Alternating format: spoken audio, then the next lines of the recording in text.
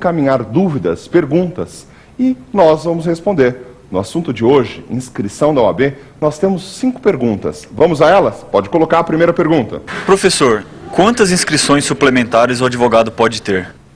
Legal, é uma dúvida muito comum. Nós acabamos tratando disso aqui hoje. Inscrição principal, o advogado só pode ter uma. É a única inscrição principal. Na verdade, é a mais importante da vida dele. Na inscrição principal, todos os documentos ficam agendados em uma pastinha. É como se fosse, então, o prontuário do advogado. Não esqueça, a sua inscrição principal é sempre no Conselho Seccional, onde você vai exercer domicílio profissional. Mas o nosso aluno perguntou quantas inscrições suplementares eu posso ter? E a resposta é, tantas quantas você conseguir pagar, quantas você quiser. Cada nova inscrição suplementar é um novo processo que você tem junto àquele estado.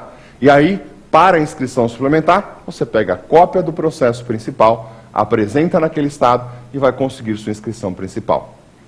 Aliás, sua inscrição suplementar.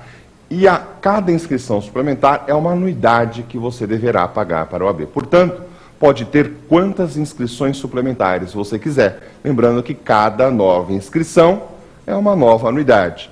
O requisito para inscrição suplementar será obrigatória toda vez que atuarem mais de 5 processos por ano naquele estado.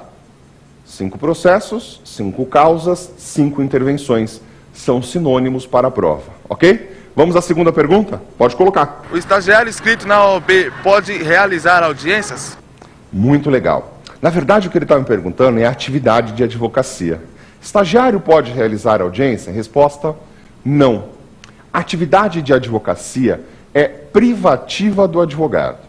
O artigo 1º do Estatuto da Advocacia diz quais são as atividades de advocacia. Diz lá o artigo 1º, só quem é advogado pode postular em qualquer órgão do Poder Judiciário. Olha como é importante isso. Só quem é advogado pode atuar em órgãos do Poder Judiciário. Esse artigo, o artigo 1, inciso 1, sofreu uma alteração de uma ADIM, Ação Direta de Inconstitucionalidade. O número dessa ADIM é 1127, dígito 8. Anote aí, ADIM 1127, dígito 8, tirou a expressão qualquer do artigo 1º, inciso 1. Ficou como, professor? Ficou atividade privativa de advogado, postular em órgão do Poder Judiciário. Portanto, para postular em órgão do Poder Judiciário, deve ser advogado. O Estatuto não reconhece a figura do bacharel. O bacharel em Direito não é reconhecido pelo Estatuto da Advocacia. No Estatuto nós temos somente 2 personagens, o advogado e o estagiário, cada um com a sua respectiva inscrição.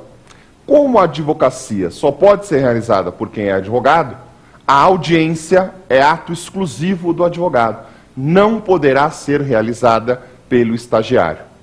Eu sei que você deve estar me perguntando, mas Marco Antônio, eu já ouvi falar casos onde o estagiário realiza audiências. E aí eu te digo, esses casos são casos que dispensam a figura do advogado. Há casos em que não há necessidade do advogado. A parte tem jus postulandi, direito de postular. E quais seriam esses casos? Por exemplo, Justiça do Trabalho. A Justiça do Trabalho dispensa os advogados. O reclamante pode diretamente postular o seu direito e a reclamada pode comparecer por meio de um representante, sem a necessidade de advogado. A Justiça do Trabalho dispensa os advogados. Há mais casos? Sim. Outro caso, Juizado Especial Civil Estadual. A Lei 9.099, de 95, diz que, nas causas de 0 a 20 salários mínimos, é dispensável o advogado. É facultativo. Se a lei faculta entrar a juizar a causa por meio de advogado ou se defender por advogado, significa dizer não é obrigatório. Contudo, nas causas de 20 a 40 salários mínimos e em 2º grau do juizado especial, sempre será necessário advogado.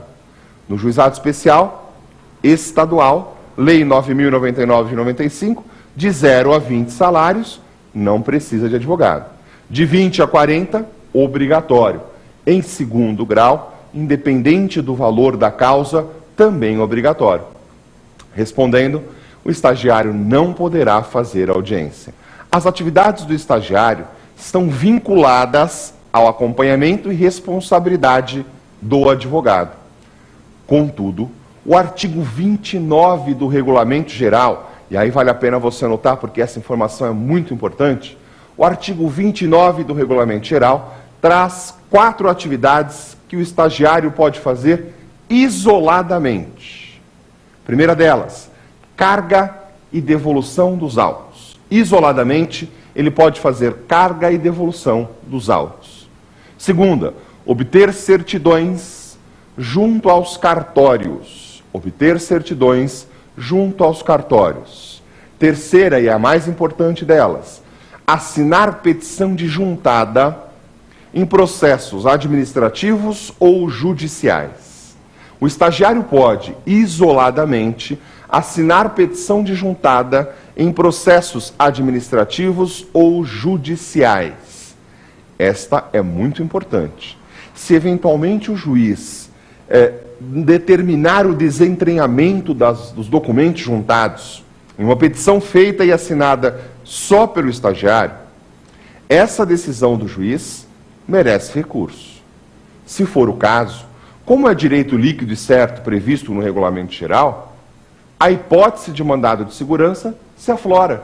Quando um estagiário juntar aos autos documentos, a petição de juntada de documentos, e assinar isoladamente, essa petição deve ser considerada pelo magistrado.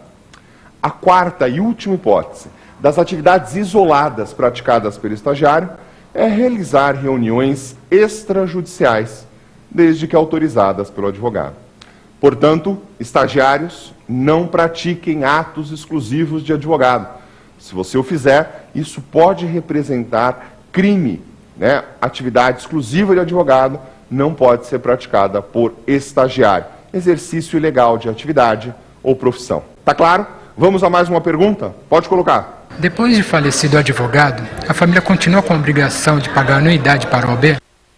Muito legal. Se o falecimento impõe o cancelamento da inscrição, como nós estudamos hoje, o falecimento é causa de cancelamento da inscrição, a pergunta dele é, depois de falecido o advogado, a família continua com o dever de pagar a anuidade? A resposta, não. Quando a inscrição se cancela, ela deixa de existir. Você lembra que nós dissemos hoje aqui? O cancelamento fulmina o processo de inscrição.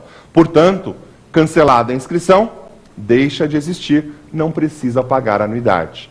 Seria custoso demais impor à família o dever de pagar a anuidade de um ente falecido que era advogado. O falecimento impõe o cancelamento e, portanto, não precisa mais pagar a anuidade. Vamos à próxima questão? Professor, se eu tiver apenas 3 processos em um estado, eu preciso avisar a OAB daquele estado que eu estou advogando lá? Muito legal. Observe a pergunta dele. Ele não está dizendo que tem mais de 5, talvez porque ele já tenha observado a regra do estatuto e tenha aprendido que, quando ele tiver mais de 5 processos em outro estado, é obrigatório que ele tenha inscrição suplementar. A pergunta do nosso aluno é, e quando eu tiver 3 processos? Portanto, menos de 5. Será que com 3 processos em outro estado, eu preciso ter uma inscrição suplementar? Resposta, não, não precisa. Mas ele foi além. Ele me perguntou o seguinte, eu preciso avisar o outro estado que eu estou advogando lá? Essa pergunta já caiu na prova várias vezes. O examinador do CESP, o examinador de Minas Gerais, costuma fazer essa pegadinha. Mais de 5, inscrição suplementar. Menos de 5, você deve avisar o conselho seccional. Está correto? Não, não está correto. O correto é, em mais de 5, você faz uma inscrição suplementar. Em menos de 5, não precisa informar ninguém. Não precisa pedir autorização a ninguém. Você está autorizado a atuar em menos de 5 causas por ano em qualquer estado do território nacional. Se for mais de 5 causas, aí é a habitualidade, e para essa habitualidade se impõe o dever de uma inscrição suplementar. Tá claro? Vamos à nossa última pergunta.